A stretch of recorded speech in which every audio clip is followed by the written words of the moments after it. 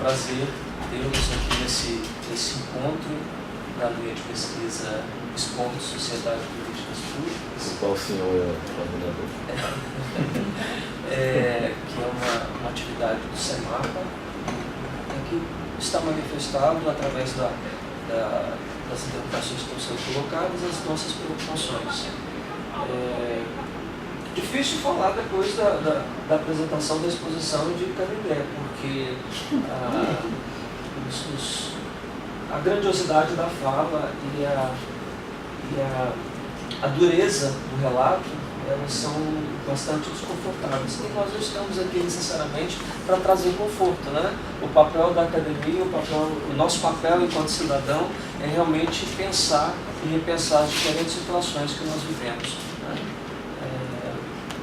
Por isso, agradeço sinceramente a sua intervenção, e espero que tenhamos questões relacionadas às nossas falas hoje que sirvam para que as problematizações relacionadas ao que está sendo dito aqui sejam provocações de estudo, provocações de pesquisa e provocação para a vida também. Eu fiquei um pouco impactado. Vou apresentar para esse pessoal que eles ainda não saibam, né? E eu não tenho nenhuma pretensão de apresentar nada novo. Eu simplesmente tracei uma estratégia de apresentação que é aquilo que tem me incomodado do ponto de vista intelectual e do ponto de vista da pessoa também que produz ou tenta produzir conhecimento. Como está posto, meu nome é Bertolino Souza, eu sou formado em Educação Física pela Federal de Uberlândia, fiz mestrado aqui na UFRN em Educação e terminei o doutoramento em Antropologia Social e Cultural na Universidade de Coimbra, em Portugal, minha querida Portugal. E como vocês podem observar, a minha formação ela passa por uma diversidade de aspectos que são preocupações que têm me motivado e eu tento criar links para lidar com essas preocupações.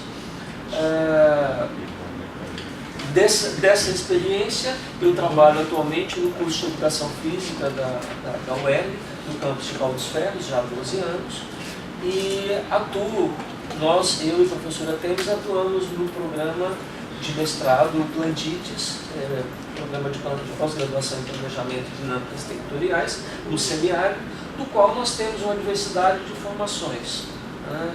Para minha felicidade, essa edição, nós estamos recebendo um número expressivo de alunos de Educação Física, de candidatos de Educação Física, porque até então nem tanto. Nós recebíamos de diversas outras áreas e da Educação Física nem sempre nós tínhamos a oportunidade de recebê-los. Não que as outras áreas não sejam importantes, ao contrário, por ser um programa interdisciplinar, quanto maior número de áreas tivermos envolvidas na formação, mais teremos oportunidade de aprender também com outras formações, com outras expectativas. O que eu pretendo falar com vocês aqui agora, o Canindé fez um relato a respeito da experiência dele aqui no Estado, e eu vou tentar fazer um trabalho um pouco difícil, um trabalho de síntese da experiência que nós tivemos com a Rede SEDES. A Rede SEDES é um centro de documentação esporte e lazer do Rio Grande do Norte. Foi um projeto que foi constituído em 2015 e ele funcionou muito bem no ano de 2016, mas aí, na medida que eu apresentar, eu vou explicar para vocês como que as coisas se deram. Se eu falhar na minha exposição, ou houver lacunas, temos Rayane aqui, que participa conosco da Rede SEDES, o professor Fábio também. Então vocês fiquem completamente à vontade para fazer as correções se julgarem necessárias. Para isso eu preciso falar de utopia. Meu tema de hoje é utopia. Preciso dizer para vocês que sem ela nós não saímos para lugar nenhum. Na verdade nós não existimos. A utopia é essa condição, é essa arte que me desloca do ponto A e faz com que eu transite em todo o alfabeto. Em todo o alfabeto. E eu não disse travessia com tranquilidade. Em momento nenhum eu pensei nisso. Não disse e nem me manifesto dessa forma. É uma travessia, às vezes com sabores, às vezes com dores e outras com muitos odores.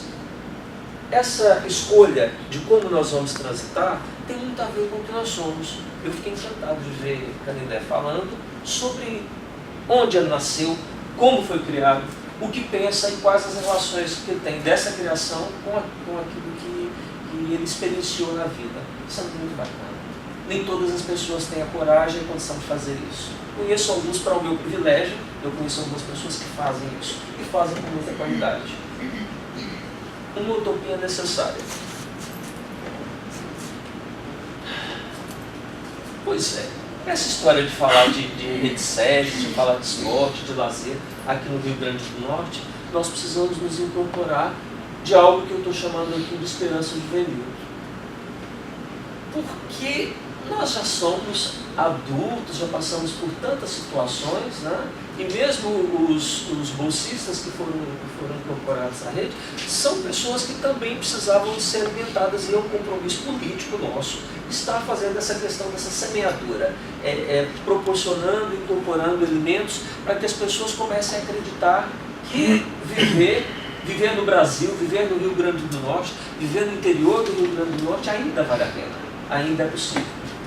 Então nós fomos constituídos, né, um grupo de pesquisadores de 4 instituições. A UFRN, através de 2 departamentos, Departamento de Políticas Públicas e o Departamento de Educação Física. A UERN, através do campus de Paulo dos Ferros, né, representados por nós, e pelo campus de Mossoró. O IFRN, através de diversos campos, o campo Cidade Alta, Currais Novos, não me falha a memória. Esses dois, né? E a UFESA. Através do campus de Mossoró, pelo professor Ângelo Magalhães. Eu poderia até citar os nomes das pessoas, mas eu não quero avançar muito nisso, não.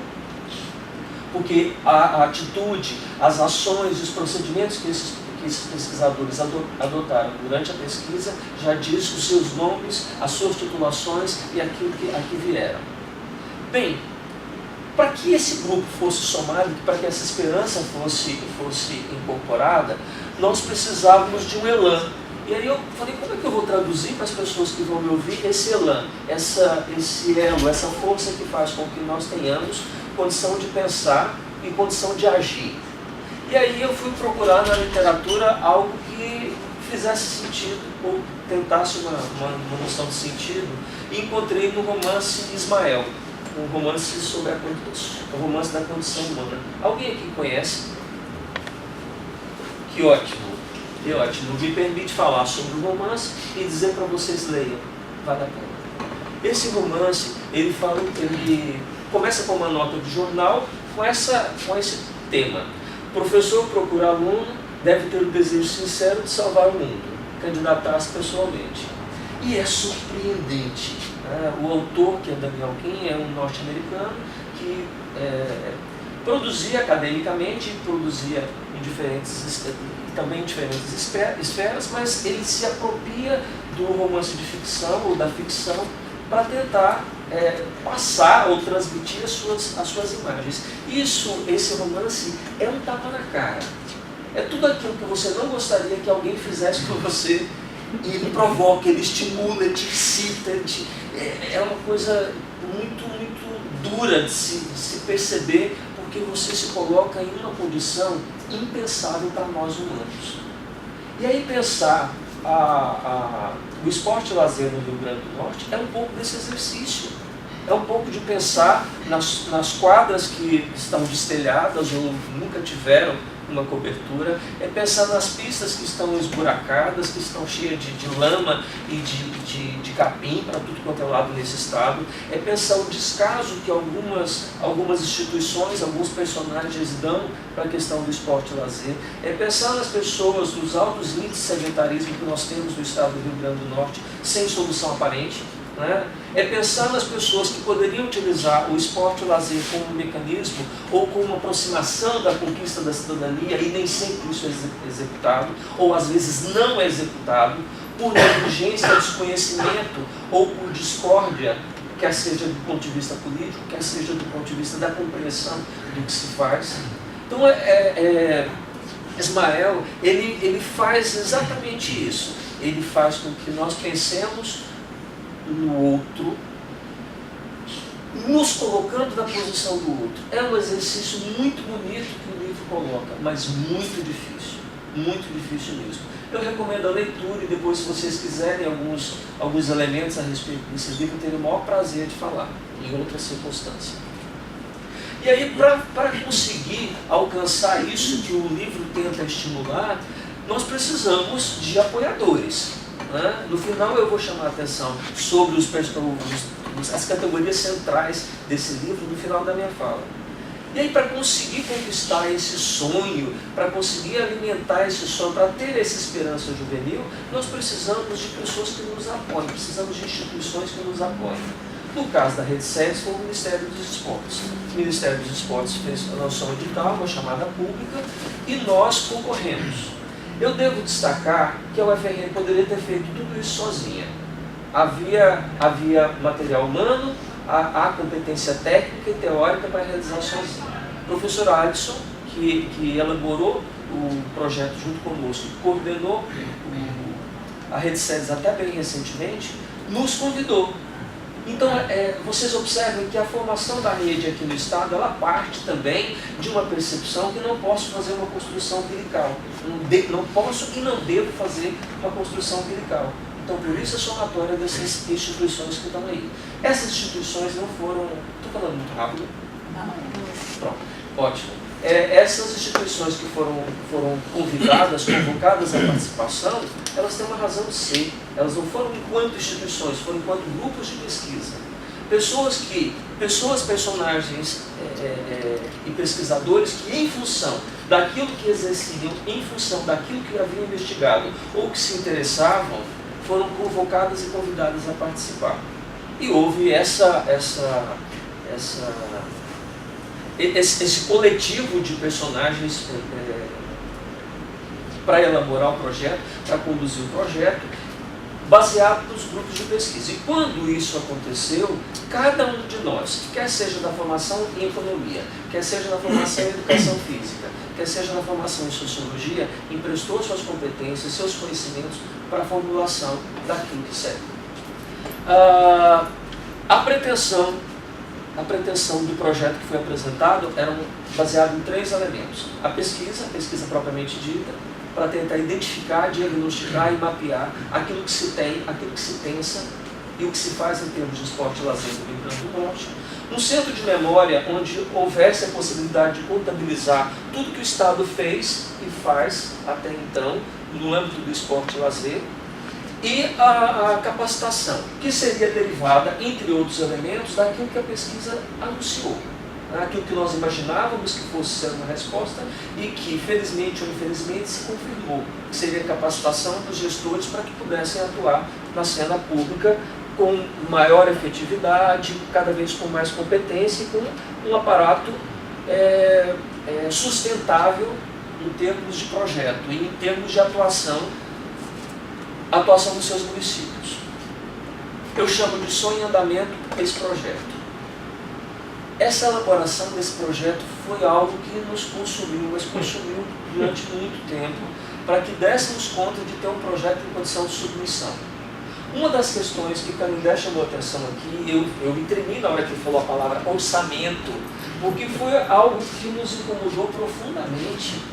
Primeiro, que nós tínhamos que dar conta de um orçamento, e esse orçamento estava associado a um processo de licitação, que não era algo que nós não tínhamos autonomia para nós mesmos seguir adiante. Nós tínhamos que ter uma fundação ou algo dentro da estrutura da própria Universidade Federal do Rio Grande do Norte que nos acolhesse e levasse o processo. Então, aquilo que aparentemente nós poderíamos ter uma certa autonomia e liberdade, não foi o que aconteceu. Então, todas as situações que nós precisávamos e que nós precisamos durante o processo de execução da Rede SEDES dependia das bênçãos de determinados setores que diziam: está licitado, tem orçamento para isso. Isso não é, para nós que pesquisamos, nós que estamos envolvidos no processo de investigação, não é algo confortável de maneira nenhuma. Não que seja legal, não que seja imoral, mas cria determinados impedimentos que faz com que nós... Mas espera um pouquinho, isso aí estava já autorizado, tudo seguia em paz e de repente não é bem assim. Então nós tivemos no processo da rede, nós tivemos que nos ordenar e reordenar sucessivamente. O projeto foi submetido ao Ministério dos Esportes, foi aprovado, né, inclusive muito bem classificado, né, Fábio? Foi o primeiro do país, primeiro do Brasil. Todos os estados e o Distrito Federal lançaram projetos, até onde nos consta, ou me consta, e o nosso foi o primeiro em termos de classificação e pontuação.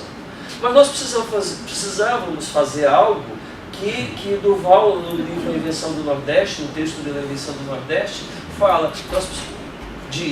nós precisamos inventar, e eu estou chamando de reinvenção, nós precisamos reinventar a condição de pensar um projeto coletivo para esse Estado que tivesse como cuidado investigar e tentar compreender aquilo que se faz em termos de esporte e lazer.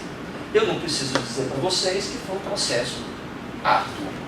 Eu acho que vocês imaginam, pelo volume de pessoas, pela multiplicidade de instituições e de grupos de pesquisa, vocês devem imaginar que são relações que não são homogêneas. E ainda bem.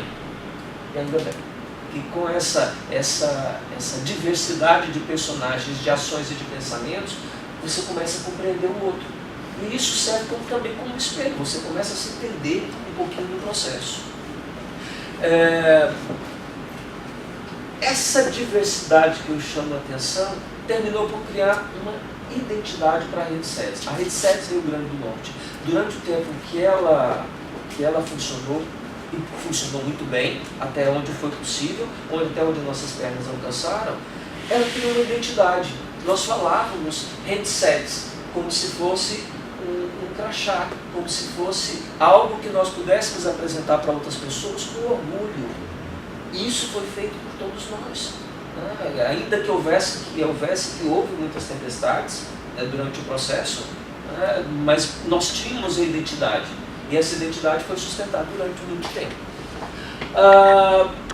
Eu coloquei aqui alguns aspectos que nós fizemos, a configuração do projeto, o piloto para testar se aquelas indagações que nós fazíamos, elas tinham validade científica, eram operacionalizáveis, até a configuração do instrumento definitivo e os impasses. Depois do instrumento pronto, nós já tivemos isso no piloto, mas depois do instrumento pronto, nós nos olhávamos, agora é para o campo, aplicar. E essa pergunta, como é que eu faço? Eu quero perguntar para a Cíntia qual é a formação dela para estar atuando na gestão de esporte do município qualquer aqui do Rio Grande do Norte. Como é que eu faço essa pergunta? Como que eu abordo? Aquelas coisas clássicas da pesquisa, né, que você tem que se indagar, como que vai fazer, por que vai fazer, se deve fazer, como fazer, onde fazer. Então nós passamos por todas essas sabatinas. Até as expressões, né? Eu me recordo que nós gastamos uma reunião para tentar entender o que era eficaz, eficiência, eficácia e outros dados. Efetividade.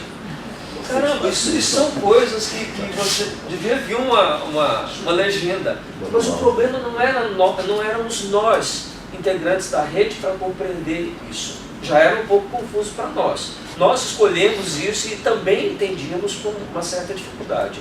Como que era transmitir essa pergunta para outros personagens?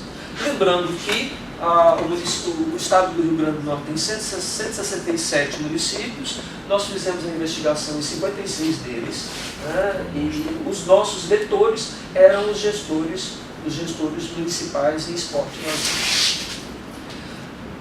Passamos pela coleta, pela avaliação do coleta, análise dos dados. Bom, a composição dessa pesquisa por municípios, amostras, seleção, critérios, nós tivemos muitos embates e isso aconteceu de forma a dar conta do processo de investigação.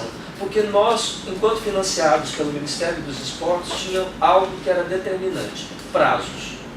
Nós tínhamos que cumprir esses prazos.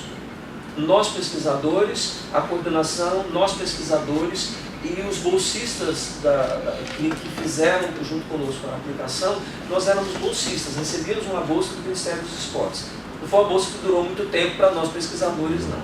Para os bolsistas até que foi por um tempinho maior, mas para nós pesquisadores foi uma bolsa de um tempo muito curto, o que acentuou um pouco do nosso desânimo, não só pela bolsa, mas pelo compromisso pactuado e não cumprido. Entendam, esse tipo de relação faz com que talvez tenhamos que afirmar aquilo que Canindé disse ao encerrar a palestra dele. Um pouco da descrença em pensar na condição do esporte e lazer, se você não tem um aparato que deveria ter. Isso não deveria ser algo que nós tivéssemos que mendigar de pires na mão. Infelizmente não é o caso, né? Pesadelo dentro do sonho. A suspensão dos recursos, como se não bastasse tudo que eu acabei de dizer para vocês, e já passei um dado, que é essa relação das bolsas que foram cortadas. De repente, todo o processo é suspenso. Nós tomamos a decisão localmente de suspender em função da descrença, do descrédito daquilo que estava acontecendo. Como é que nós estamos fazendo uma pesquisa, constituindo um centro de memória, formulando uma capacitação? Havia um grupo de professores já, colegas, encaminhados para fazer essa capacitação, porque era todo um trabalho muito sério, todos os critérios estabelecidos para que nós dessemos conta que concluía ou convergia para a capacitação. Se eu digo para a Vânia, você é um profissional, você está atuando aqui no município de São Miguel, e você apresenta determinadas fragilidades, eu, na condição de pesquisador, tenho a obrigação de apresentar quais os elementos que ela pode alterar as práticas dela. Então a capacitação era convergência, nós vimos isso aí ruim, quando, diante de tantos desmandos, nós precisamos fazer a suspensão das atividades da Rede SEDES aqui, que ficaram suspensas durante um dado momento, depois foram retomadas e hoje funcionam muito timidamente.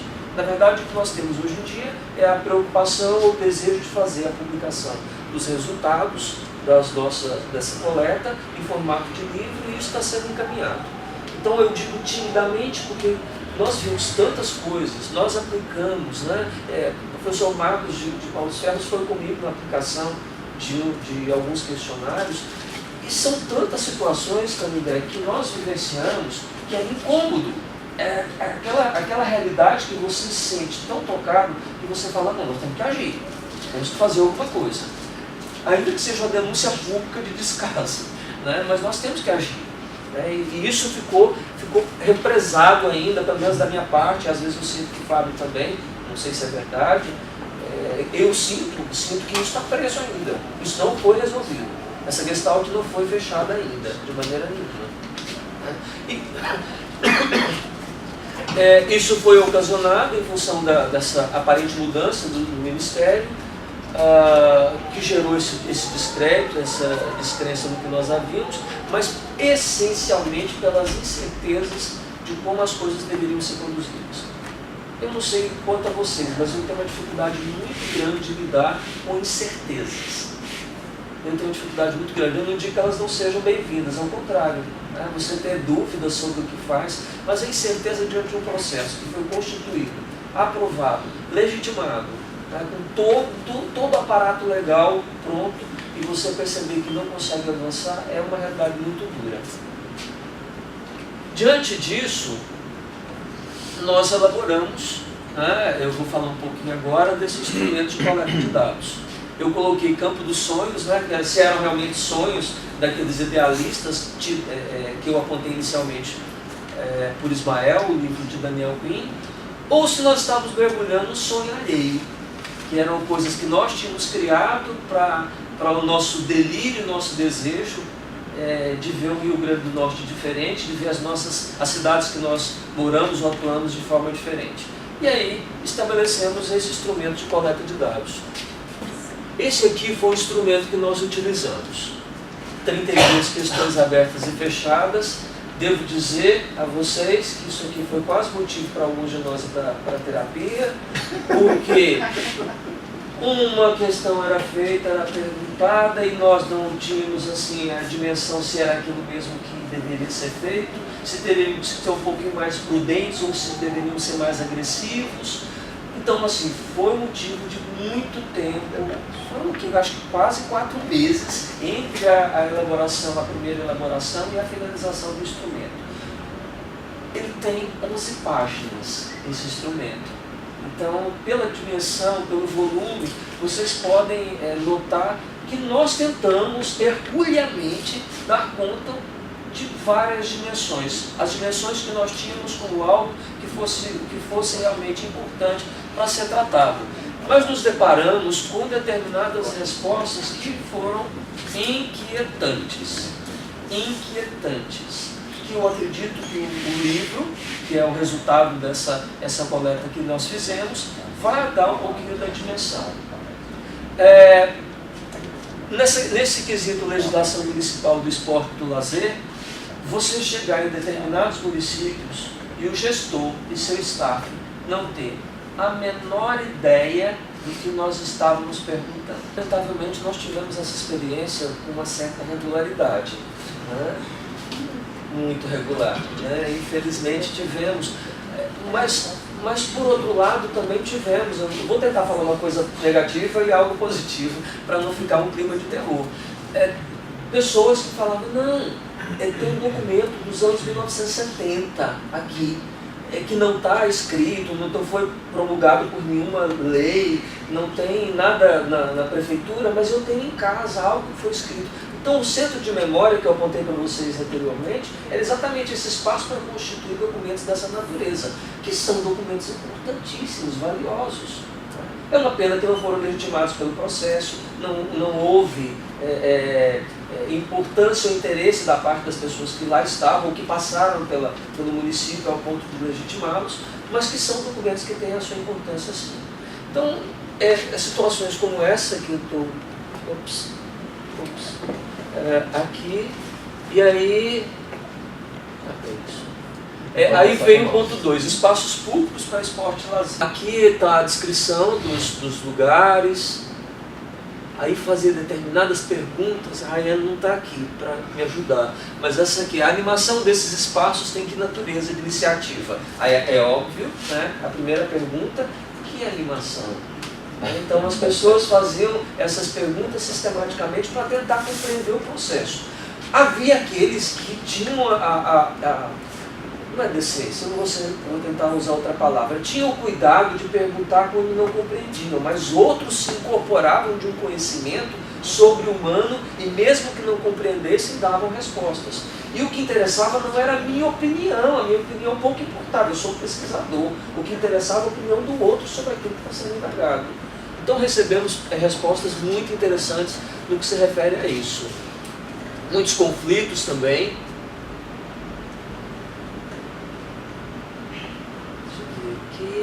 Aqui todo esse item 2 relacionado aos espaços é o que se faz neles.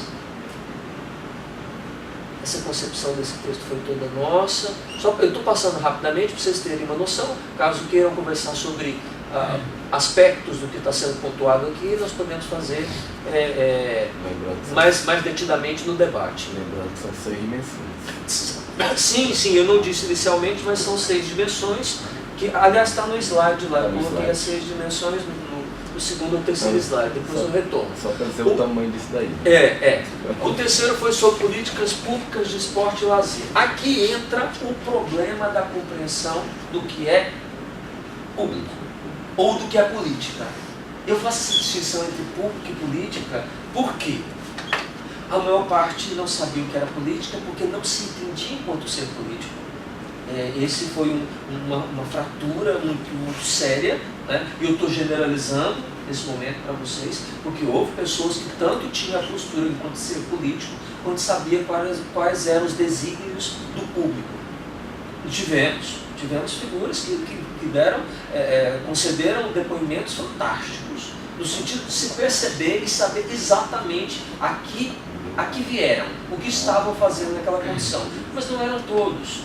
A maioria, infelizmente, primava pelo desconhecimento das situações. E esse desconhecimento refletia, obviamente, nas respostas. Né? Quando perguntávamos para essas pessoas quais eram os programas, projetos e eventos, as pessoas, de uma maneira geral, confundiam o evento com o programa. Não sei se vocês concebem esse tipo de confusão. Se eu realizo um evento X uma vez por ano, aí eu tenho um programa. Não. Né? Então, essa confusão era algo relativamente comum na medida em que as pessoas se posicionavam, né? Os gestores se posicionavam.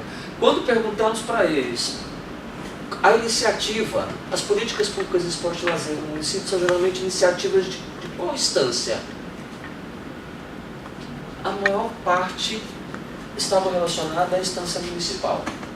E aí, quando você aprofunda a pergunta e você indaga sob quais condições a participação da comunidade, da comunidade de elaboração do que vocês estão fazendo enquanto proposta, como que vocês caminham, quem organiza, quem fiscaliza, aí as pessoas não há nada disso. Não é nada disso. O município cria como uma folha de papel que você tem, cria, né, e coloca lá, e as pessoas teoricamente estão seguindo. Teoricamente. Porque nem sempre esse roteiro mínimo consegue ser abordado. Ainda tem quantos minutos? Bem. Para ver se eu corro ou se eu vou devagar? Nós temos 15 minutos. Pronto, ótimo. Aí, observe essa questão 3.13. Né? Dentre as ações de políticas de esporte, o seu município realiza eventos. Observe como que está a configuração de campeonatos, colônias, ruas de lazer, festivais culturais, passeios, acampamentos. As respostas que nós recebemos nesse quesito são motivo de escrita de um novo livro. Porque é uma confusão tão generalizada sobre como que uma política pública deve atuar, e principalmente com a posse. Que muitos afirmaram, muitos municípios que nós estivemos, nós realizamos a investigação, disseram que tem sim política pública. Aí, na medida em que você começa a colocar as questões, o véu cai, porque fica muito patente quais são as limitações de compreensão daquilo. E esse foi um dos quesitos pelo qual eu e a professora Temes, né, eu inicialmente, depois eu e a professora Temes, posteriormente ficamos responsáveis para fazer a análise, a avaliação das políticas públicas de esporte e lazer. O que se percebe, particularmente nessa dimensão, né, que é a antepenúltima dimensão, não há avaliação.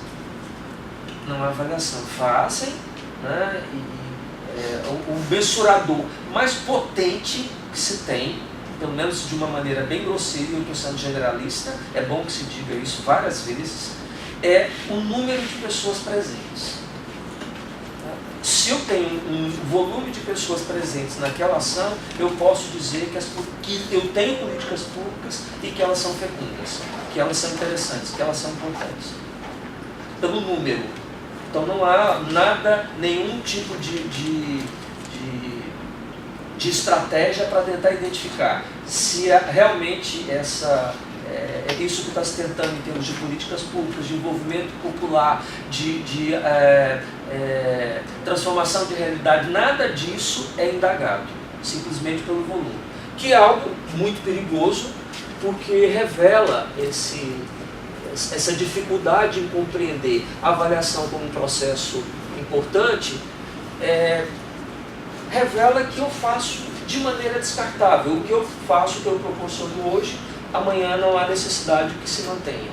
E é algo extremamente perigoso, né, para os processos. E aí, a penúltima dimensão, o controle social. Isso aí foi mesmo. Quem é? Vocês foram 5 e 6 foi Pronto, o professor Fábio foi o analista dessa dimensão controle social. Eu vou falar, se eu julgar que é necessário, ele faça correções e complementações. O controle social é uma dimensão que tem a preocupação de fazer com que aquilo que Bertolino realiza, quem interpreta, quem avalia e quem analisa é Canindé. Não pode ser Bertolino. Não pode ser o grupo de Bertolino, porque senão fica uma relação endógena. Isso é um trato umbilical. Eu produzo, eu mesmo faço, eu mesmo digo que é positivo, eu mesmo... Então, assim, esse é um dado, uma dimensão que as respostas não dão conta de um exame externo. Sempre os examinadores, ou a maior parte dos examinadores, são internos. São figuras que já estão dentro do processo, que fazem fazem uma possível crítica. Eu não posso dizer que nem autocrítica, porque não chega a isso. Pelo menos até onde eu tenha percebido. Fábio, se julgar necessário, faz os acréscimos dele. Nós colocamos aqui nesse item 5.2 orçamento participativo, conferências, fóruns e audiência pública. Os fóruns foram uma estratégia assumida pela Secretaria de Esportes, não foi, Canudé? Pronto. E mesmo nesses fóruns, que era aquela instância, ou deveria ser aquela instância, em que o sujeito vai para ouvir a experiência alheia, partilhar a sua própria experiência e aparar arestas no sentido de compreender suas práticas, de encaminhar suas práticas, nem mesmo os fóruns tinham uma participação absoluta. Que é o que deveria, teoricamente, deveria ser. Que seria o espaço de diálogo das situações que estão ocorrendo dentro dos municípios. E, por fim, recursos humanos. Professor, você ficou com outra dimensão ou fora essas duas? Não, é porque eram os dois grupos, daqui, o nosso aqui, é verdade. o ESP e o pessoal de Quais Novos. E aí Wagner e eu, como eu orientei Wagner no mestrado, a gente fez dimensões juntas. Essa última dimensão, recursos humanos. Pelas perguntas que estão colocadas ali, no item 6.1, pelo menos essas que estão colocadas inicialmente, vocês podem ter a noção daquilo que nós indagamos. E as respostas, lamentavelmente, não foram, pelo menos até onde eu tenho percebido, dos que eu apliquei, dos questionários que eu apliquei, eu não tenho a dimensão do todo desse aspecto, é que as pessoas que são colocadas não têm nenhum tipo de formação, uma formação muito elementar para aquilo que estão fazendo. Muito elementar. Muito elementar que eu chamo não é, como a Canidé já chamou a atenção, não é necessariamente formatura em educação física.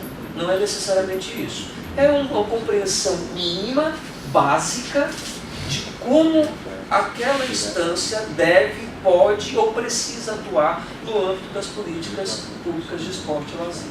Isso foge. E aí tem uma relação muito íntima com a formação acadêmica, né? Se os interesses, os questionários que eu apliquei, nenhum deles, apenas um deles, dos vários que eu apliquei, apenas um deles, o personagem, o gestor, teve o cuidado de fazer uma formação complementar. Ele mesmo tomou iniciativa, o que eu tenho no cardápio para lidar com esse município aqui não é suficiente, ele tomou iniciativa de procurar uma formação complementar. Um único município, para todos os outros não aconteceu nenhum tipo de formação complementar. O que é uma denúncia inequívoca de que o pressuposto é aquilo que eu tenho em termos de conhecimento já é suficiente. Então basta. E aí você observa nas práticas, no cotidiano, que isso não é bem verdade. Então o nosso questionário, é óbvio que eu não vou passar amanhã aqui falando sobre eles, né, porque é bem extenso, como vocês já notaram. Foram muitas perguntas que foram feitas. Essas aqui são as dimensões, caso vocês queiram depois falar alguma coisa a respeito. E aí, a partir desse campo de sonho, indícios da colheita, quando eu falo sobre a questão dos depoentes. Nós tivemos muitas pessoas que eram secretários de esporte e lazer do município. Tínhamos pessoas ligadas à Secretaria de Educação, cuja pasta gerenciava o esporte e lazer do município.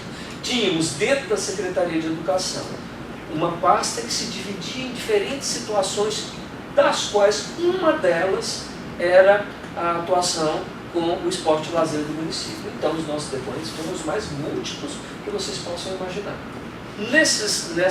Nessa colheita,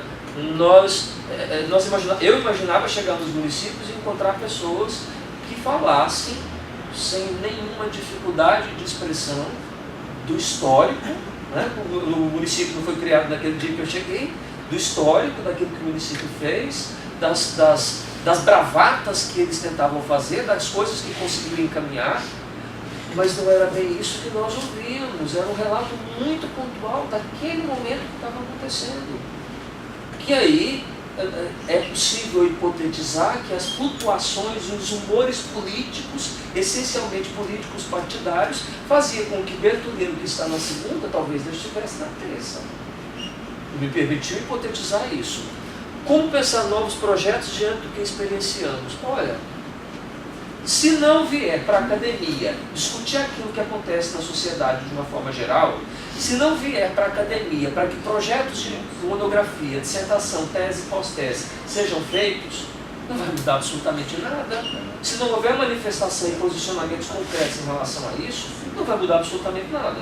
Então a ideia é que esse sonho avance. Os atores os atores que nós imaginamos. Eu imaginei sempre, e eu preciso falar isso, que dentro dos relatos houvesse alguém que dissesse assim: eu vim parar nessa pasta, nessa gestão, nessa situação que eu vivo hoje com o esporte e o lazer do município, com base no seu José, que é um senhor de 80 anos do meu município, que cuida, né, carrega o município todo nas costas, sem recursos, fazendo rifas, proporcionando almoços e bingos para conseguir estabelecer determinadas práticas do município. Eu só ouvia determinados relatos nesse sentido quando perguntava. Somente quando perguntava. Então a memória das pessoas em relação a isso é muito frágil, é muito descartável. Então assim, eu não consigo estabelecer a grandiosidade de determinadas produções. E isso é muito ruim para a nossa história. Isso é péssimo para a nossa biografia enquanto cidadão. Péssimo. Porque você não consegue estabelecer um relevo adequado para aquilo que está sendo pensado. Por fim, campo fértil para ação, atuação e reação. Eu uso a palavra carência e me foi corrigido por um sociólogo, um amigo, que eu tomasse muito cuidado quando usasse a palavra carente, né? Porque ela já começa depreciando o sujeito e as realidades. Por isso que eu coloquei as aspas, mas vocês me ajudem com outra palavra. Eu não encontrei outra mais adequada, né? Há de fato uma limitação, encontrei, uma limitação para fazer essa semeadura. Quando você coloca para os estudantes, particularmente do estricto senso, o que eu vou pesquisar sendo de educação física? Talvez algo relacionado à fisiologia, né? Relacionado à biomecânica, ou eu quero analisar quantos meninos são capazes de entrar numa sala de aula e quantos eu tenho paciência, saco e disposição para aturar durante o dia. Surgem essas indagações, ainda muito embrionárias, ainda muito puras, né, que precisam ser lapidadas e relapidadas várias vezes, né. Com a nossa inserção, minha, da professora Tênis, professora Irani também, que tem formação na área, nós tentamos fazer com que os nossos alunos de educação física, e não só, né, não é mesmo, Cíntia? Outros alunos compreendam que a nossa atuação no mestrado em planejamento, ele precisa de ter essa dimensão, ele precisa ter essa cara, o compromisso social e a preocupação de que nós identificamos o problema e nós temos a responsabilidade de tentar dar conta dele. E aí, não é só uma coisa que eu vou trazer para a educação física, não. É algo que eu coloco lá no final para vocês. Eu preciso ter o apoio e o aparato de outras preocupações. Eu preciso saber, eu estava falando recentemente na aula para os alunos, inclusive alunos do primeiro período. Nós da educação física temos um conhecimento muito limitado, muito frágil sobre economia. E talvez seja exatamente esse conhecimento frágil que faz com que a nossa profissão, a nossa área seja tão desvalorizada no mercado. Talvez um pouquinho de acrescentar na nossa formação aspectos da economia, mais discussão do ponto de vista sociológico, fizesse com que nós valorizássemos aquilo que ocorre nas nossas escolas de ensino fundamental e médio, ensino superior, que acontece nos campos de futebol, que acontece dentro dos clubes, em diferentes situações. Preciso falar, antes de concluir, já concluindo, sobre essa fragilidade conceitual, né, que eu inclusive havia apontado anteriormente, quando eu falo que os gestores normalmente não têm nenhum trato para se compreender em termos de conceito. O que é política, o que é público, e essas coisas ficam muito confusas. Tanto que se você utilizar um argumento que é rotineiramente aplicado na iniciativa privada com esse grupo, eles vão entender, vão admitir como público algo do privado utilizado do público como uma coisa mais natural do mundo, sem nenhum tipo de dificuldade. E aí, pegadores e largadores. Essa é a grande categoria que está no livro de Ismael, no livro Ismael de Daniel Pink. Pegadores e largadores, que é o que nós somos.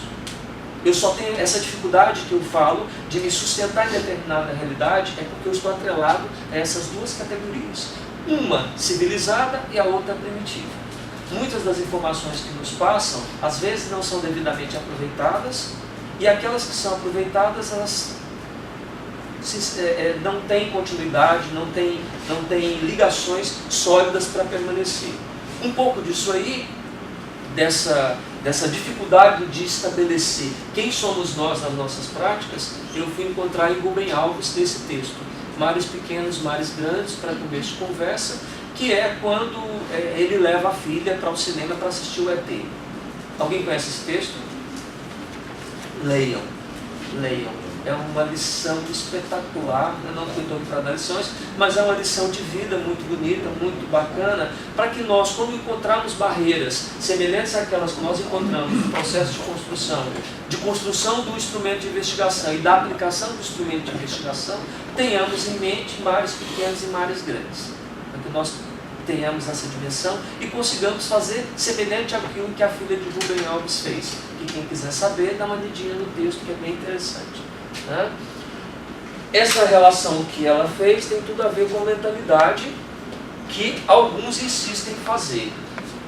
Canindé poderia estar agora em casa, descansando do trabalho dele, veio para cá para participar de uma mesa dentro da Universidade Federal do Rio Grande do Norte. Eu tinha várias outras coisas para fazer e vim para cá.